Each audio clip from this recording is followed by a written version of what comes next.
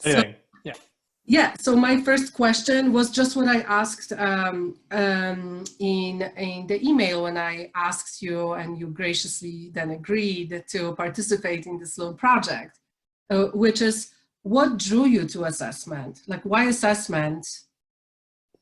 Well, so for me, I'm definitely not a traditional. I think of myself more as a statistician than anything. It's the thing I'm formally interested in. I apply it in areas of education and psychology.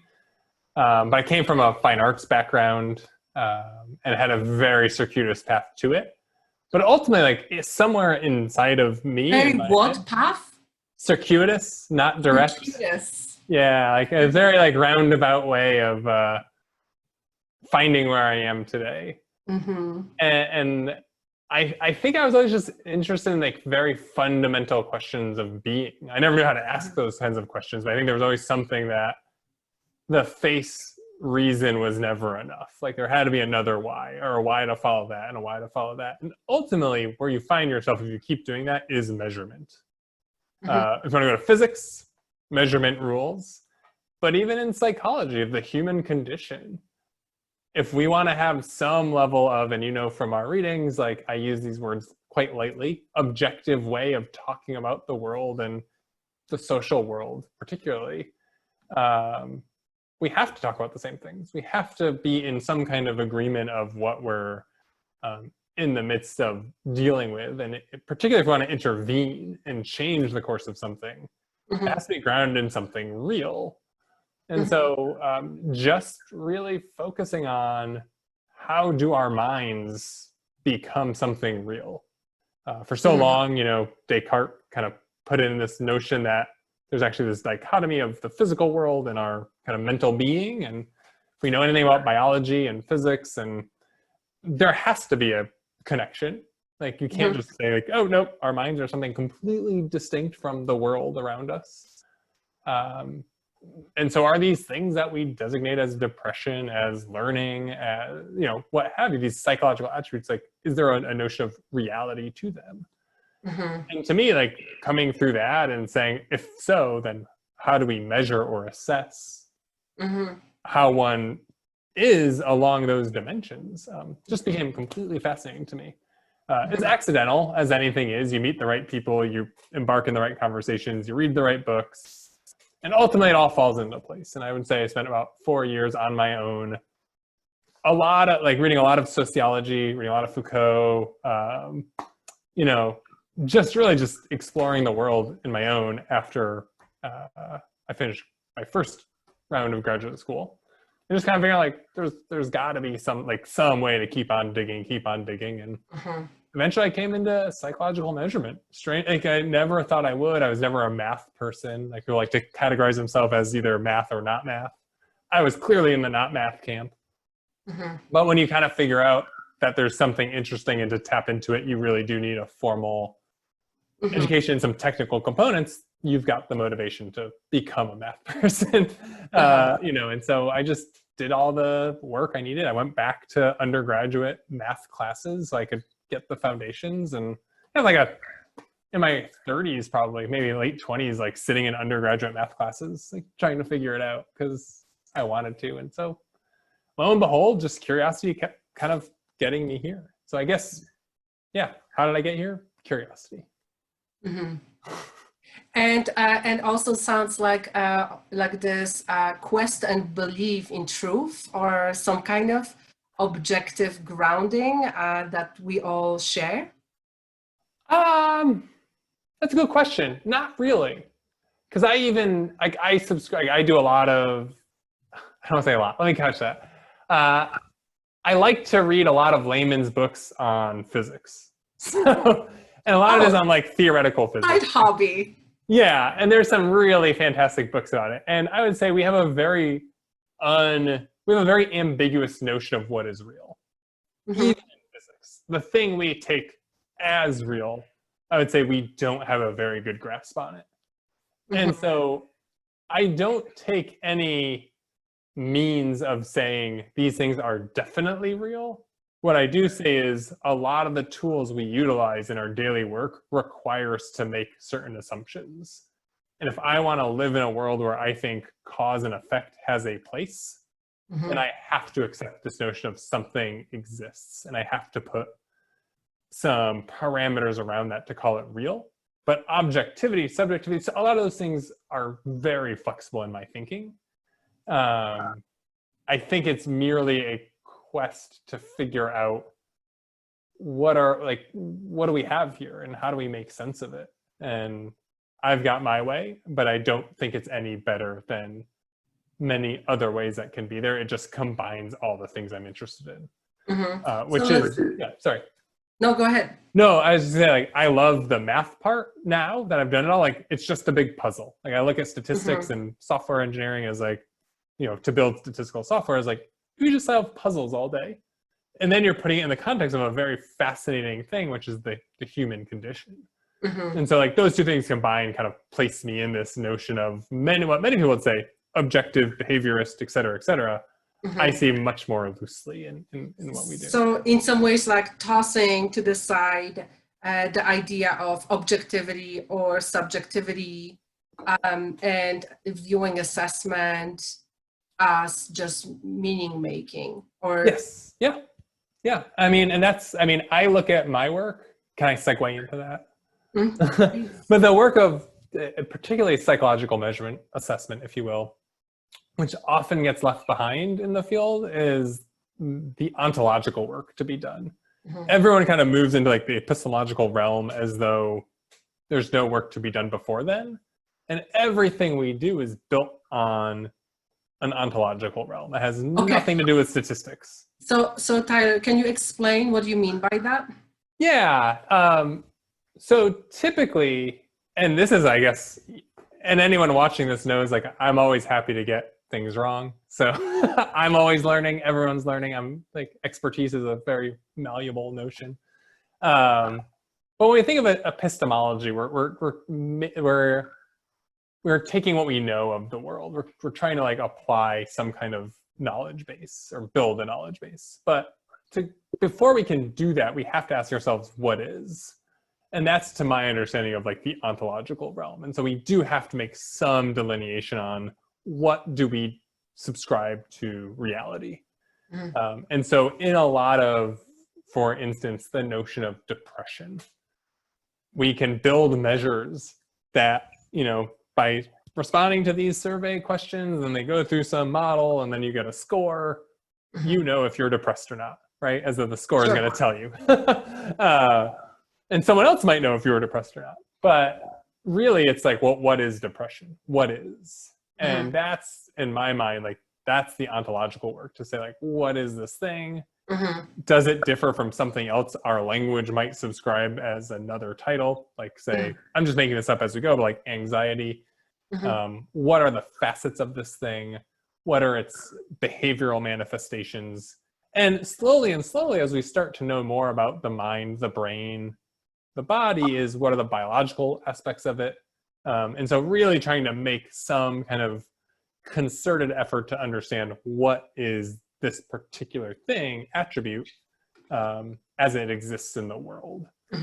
I think by and large, a lot of that work is not done nearly to the same degree we spend time on the epistemological realm, the statistical modeling of things, the design of the surveys so they subscribe to certain battery designs that we want so we can have subscores, et cetera.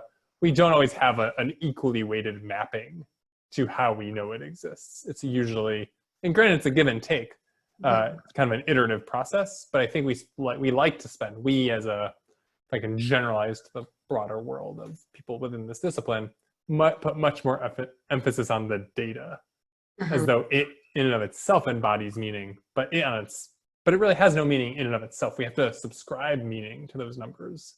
We have to take our phenomena and say, how do I translate that into some amount of numeric information that I can then go and apply my models to? And that translation gets often left behind. Is that kind of how you see your work mostly in the position that you are? You are a senior research director for Pearson Clinical Assessment. So is Is that your main contribution when you are in that team? Unfortunately, it's not. Because again, like I can only kind of move with the markets, with the company, et cetera. We deliver, right? And we're an assessment delivery. We rarely, I shouldn't say rarely, but it's more often than not, we are taking constructs, right, that would then have preceding them their ontologies for that they exist. And we build the instruments that allow us to understand how someone ranks on that scale. We don't necessarily go and think of our own kind of things, attributes to be measured. And so for me, I'm still very much in like the technical modeling side of things. The content development, how do you craft items, design surveys, survey being any type of test. I use that very generally. But how do you go and develop all that? I tend to like to bring in some, I would say, critical perspectives of what are we doing and why are we doing it? Do we have the right information there? But we're working in assessment with a very strongly rooted behaviorist and what I would call operationalist perspective of psychology, which is kind of come out of Messick probably around the 80s, if I get my literature right these days, where, I mean, really numbers are numbers. We subscribe meaning to them after the fact, but they're never anything more. You never want to subscribe any kind of substantive existence of what it means. And you can't ever say this scale is that construct, because then once you do, it's reification. It makes everything collapse. And there's been a lot of like really interesting validity work in the modern era. I would call it the modern era, but more contemporary ways of thinking about validity that are much more simplified and grounded in a realist perspective, primarily because the tools we use require us to take that acknowledgement of it. I can't be an operationalist. And like this, an operationalist perspective would be, this test measures what it measures, right? Rather than saying this test measures depression. Those are the differences. A realist will say it measures depression. Operationalists will say the numbers are the numbers and it measures what it measures. And that's rampant in our field in psychology. It still is. It's probably 2 generations old and it's still very much present. And so I do try to kind of push on that a little bit, only because the types of work we do to validate our measures is just the amount of gymnastics we have to do, or judo, put any kind of like highly agile sport that one would have to do, is just incredible. And the logical inconsistencies within it are just mind-boggling to me. And so my goal is to kind of, how do you make that connection from having a tool to making meaning a little bit more logically consistent? But it's unfortunately not in all of my day-to-day. That's more of a culture change that, you know, is going to take quite a bit of time to bring forward. So Tyler, you kind of are working then at almost like the end of the process? No, so the way it works is, yeah, I guess can you walk us through, sure, step by step, you know, someone brings a thing of, or someone says, this is the assessment we need, can you do this?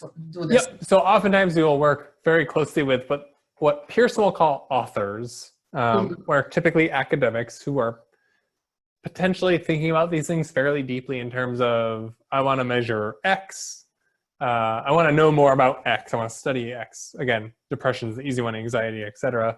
You can also think of things like dyslexia in terms of the academic realm, and you know, what have you. Dyslexia is great. Walk us through dyslexia assessment. And so a lot of that would just be us bringing in, like, what is this assessment going to look like? Either it's already been thought through by the author and we're merely the ones who bring it to scale, right? And so a lot of it will be, how do you publish it? Much like you'd publish a book from an author. But a lot of the work that I work in is less author driven and more, here are the needs of educators. So I work mostly with school psychologists and school teachers. to say like, what do they need to help their day-to-day decision making? And we're hearing more of their needs, like we need to know, and a lot of this is policy driven. So a lot of it is not just they want it, it's they're being told through their own implementations of policy that they need to be screening for these things. They need such and such things to happen. And so it then becomes on us to say, okay, let's think about what this is. And so it does, I guess, have some flavors of ontology, but usually it's pretty well subscribed even in policy. We get very little wiggle room of how you get to for sure talk about something. And so we then go and we design what we would call the construct map. So that is some ontological work. It's really the qualitative aspect of measurement, which is if I'm going to measure, and dyslexia is more of a diagnosis, right? As I see it, it's not an attribute in and of itself. So we would really want to doing something like word level reading. Okay, when I think about word level reading on a continuum, how does it qualitatively differ as I move upwards in those levels? And that becomes literally a qualitative exercise of trying to denote what you would expect based on everything you've read about this domain. How a student would, and I say student, any kind of individual would elicit, you could say symptoms, if you want to think of it purely causally in a medical framework, or behaviors that elicit something qualitatively different than someone who might be a stronger word level reader. What's that stronger word level? And so you kind of keep moving up through until you can exhaust your qualitative levels. And so that's what you're literally denoting your theoretical construct for how you expect this thing to manifest itself for an individual responding to this assessment. It sounds very much like a research design. Flow.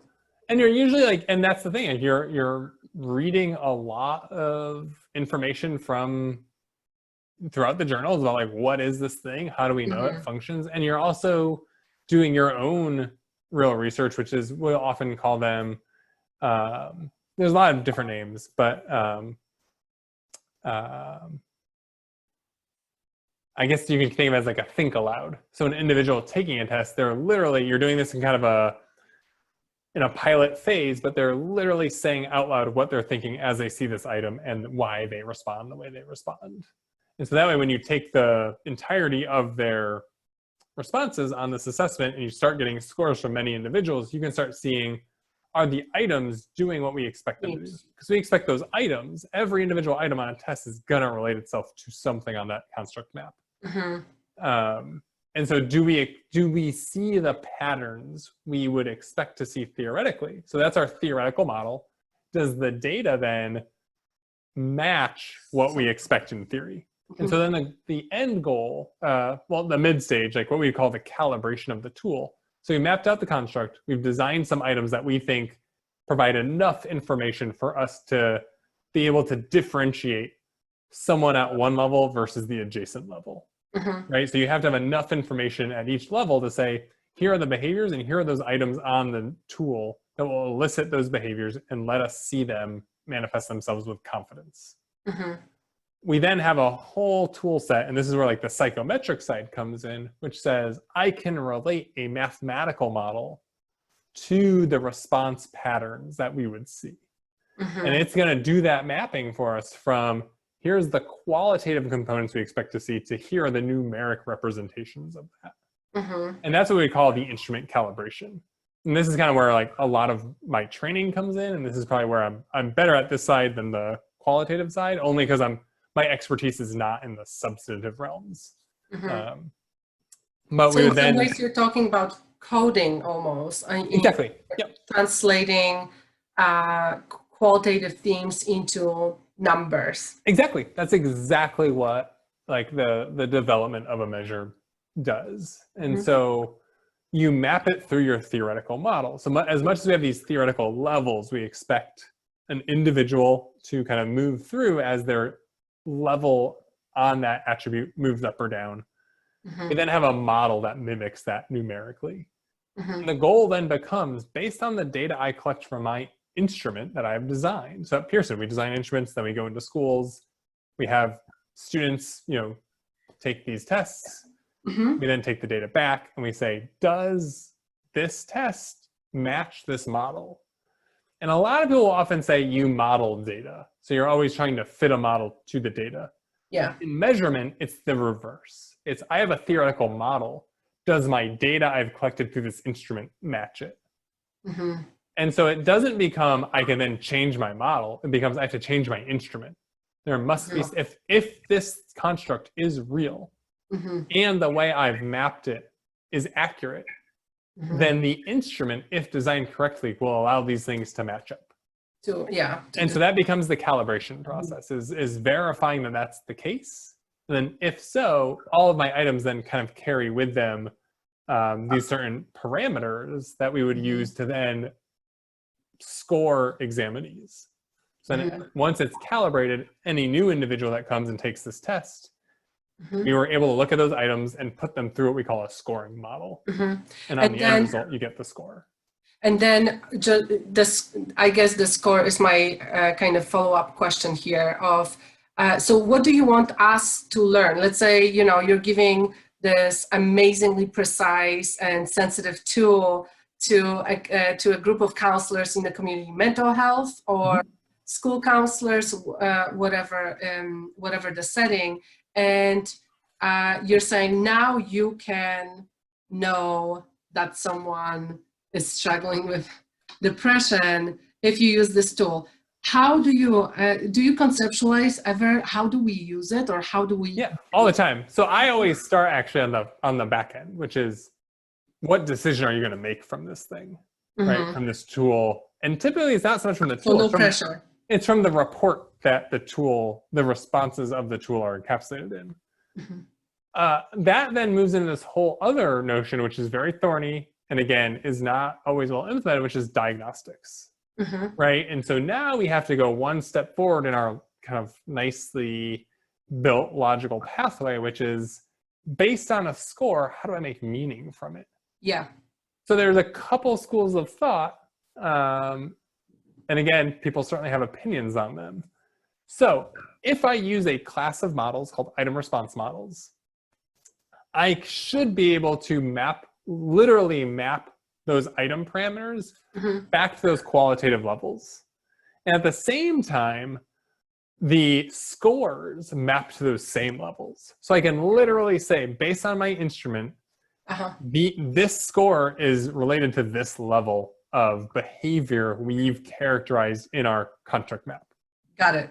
And that's the entire camp of what's called the Roche modeling family. That's its bread and butter. That's what it claims to do and do well, is that it can make that relationship known and realized. So it's really like flipping, right? Like you condensed it and boiled it down to those like tiny little molecules or items that you use to tease out the concepts, and then you give it back to the clinicians to look at the entirety of where did you come up. Exactly. And so like if you get a score of 205, you know, we can say based on our calibration, a score of 205 falls into this qualitative level. Sure. And so you have it as like severe depression, mild depression, no depression. I'm just making this up, but like based on your score, you now have a diagnosis. That's one realm of it. You'll probably see time and time again are norm referenced scores. Yeah. And so instead, they'd rather say those individuals that performed at the 15th percentile are severely depressed. Well, who are we looking at? Like, what does a rank ordering, a summary, have to say about anything in reality? I mean, I always take the analogy of running. We can have a whole bunch of people run a mile. Let's say we have 100 people run a mile. I am in the 20th percentile. Am I fast? Am I slow?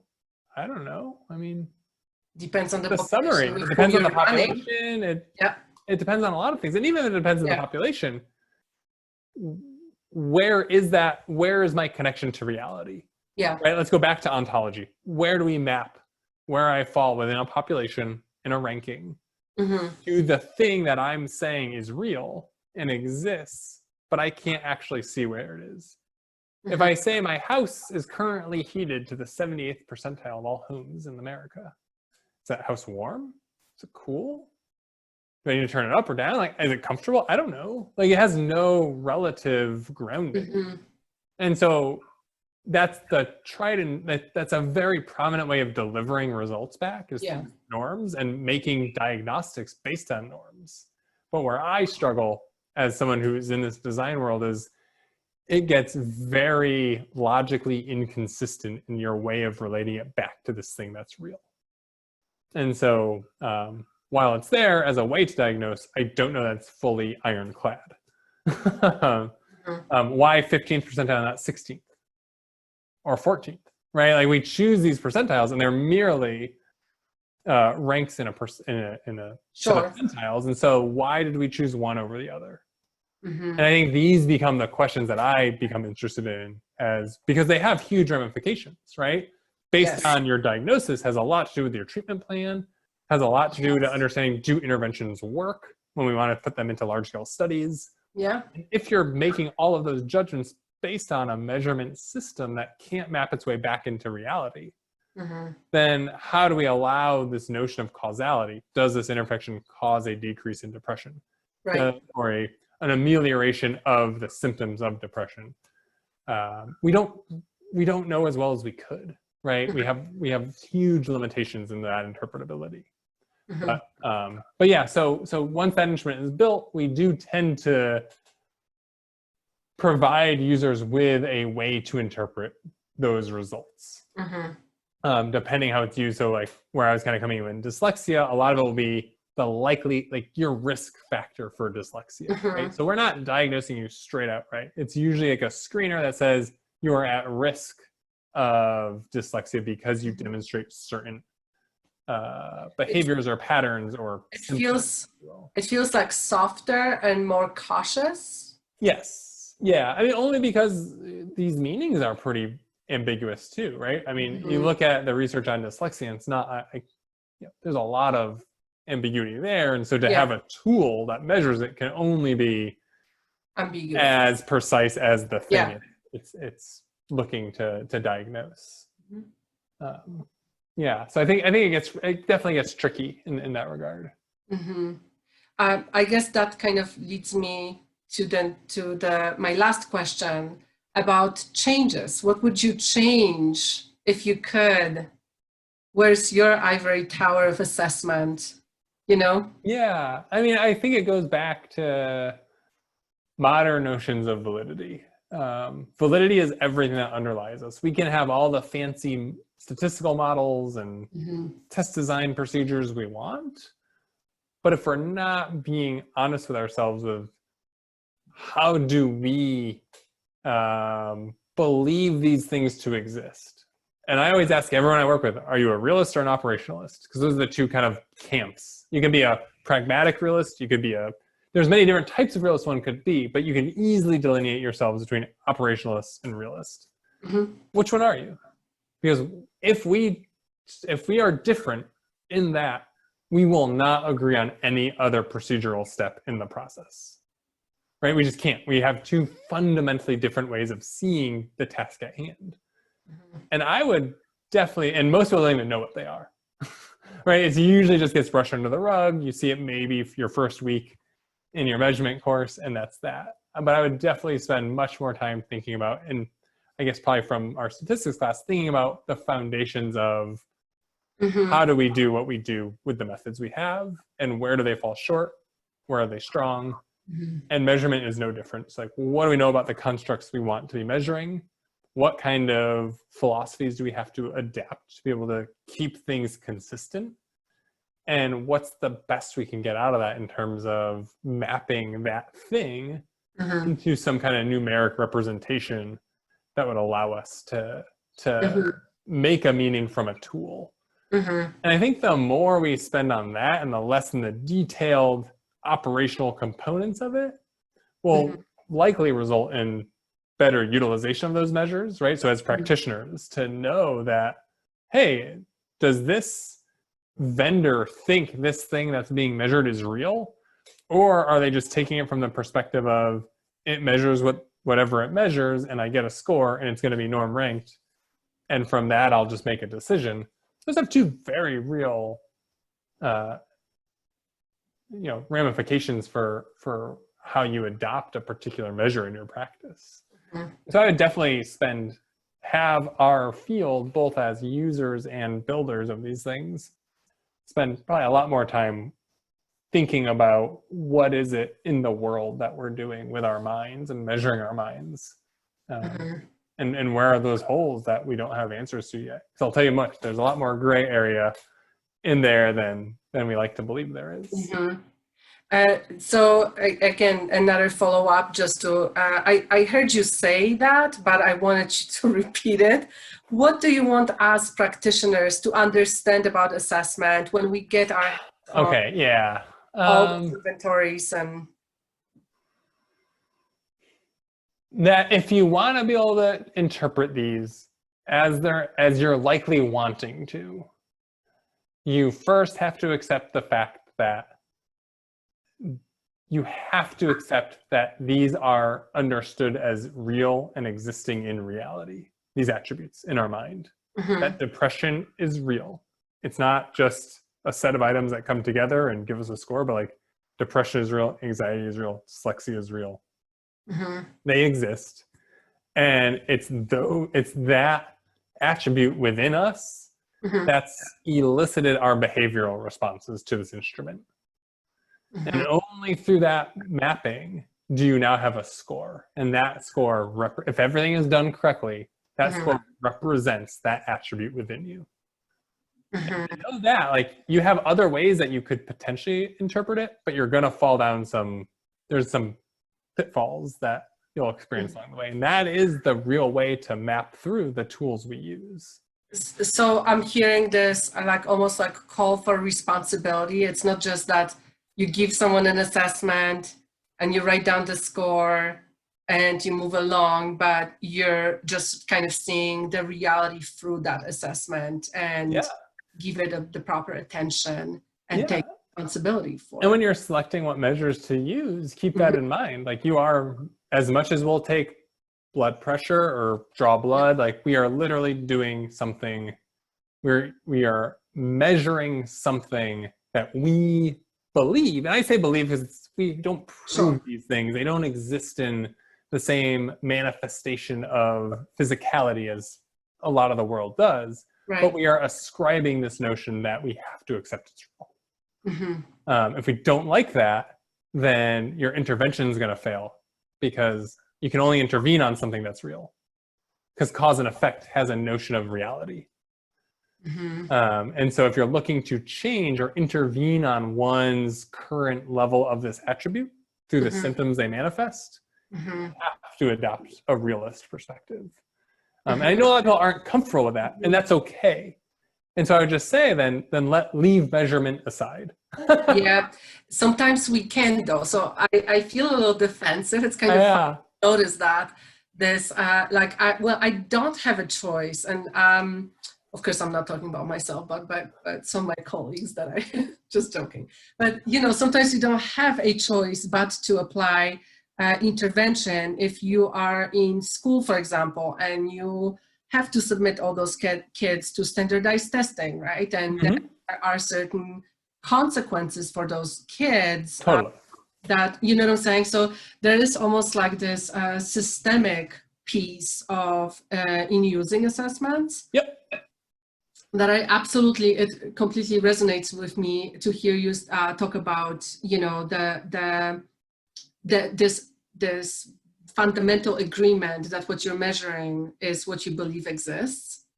And there is this part of, under managed care, for example, or if the kids that you're working with will the insurance will only reimburse you if they meet SED criteria. You know what I'm saying? Like all those pieces that kind of system imposes on us as practitioners, that it's easy to grow cynical and kind of detach the responsibility from applying. It just becomes the instrument that you apply and move on, rather than really kind of be careful with it and be giving it the care and attention the results need sometimes. So thank you for that reminder for myself. Yeah. And I'm not saying it's right. And I think that's the other thing is we could be totally wrong in this enterprise. Don't! You can't say that now! But it's only the architecture we've adopted, the theoretical, the epistemological architecture we've adopted, the only way they remain logically consistent. And if we want to talk about truth, I'll say truth is in logic, right? So we want to remain like some logical consistency. You have to adopt this perspective. I haven't seen, and anyone that wants to see this video and like rebut this, like, but I haven't seen any way to maintain logical consistency without adopting a notion of reality. And so that's all I'm saying is you can be critical of this, and I would welcome that. But we have to be critical of everything that then is connected to it. A notion of intervening without a notion of reality is very empty.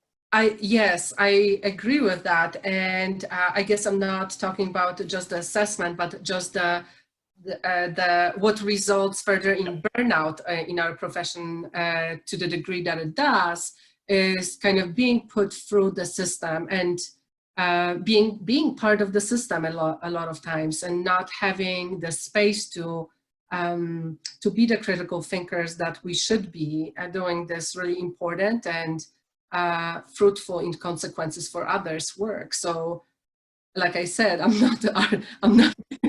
not arguing with you, Tyler. Oh no, I know, yeah. And there's also like this part that I'm acknowledging that sometimes it's hard to keep those fresh eyes. Yeah. Oh, completely. Yeah. And I think it's still worth trying. You know, like that's assessment is powerful. Yeah, it is, and it's just fundamental, right? I mean, that's the thing to measure is, I mean, that's what everything is built from. If you want to think of treatment, right? Based on results of that measurement, drives treatment. Think of research, how we make meaning of the world. Statistical models are built on measures, right? We treat them as just like data in our data sets, but if you want to do a regression on, you know, realizations of depression in some broader population, right, that's coming from the measures. And so like it is so fundamental into what we do to not think critically and seriously about it, I think, is almost putting us on an off footing. Yeah. To really move treatment forward and to move care forward in a lot of ways.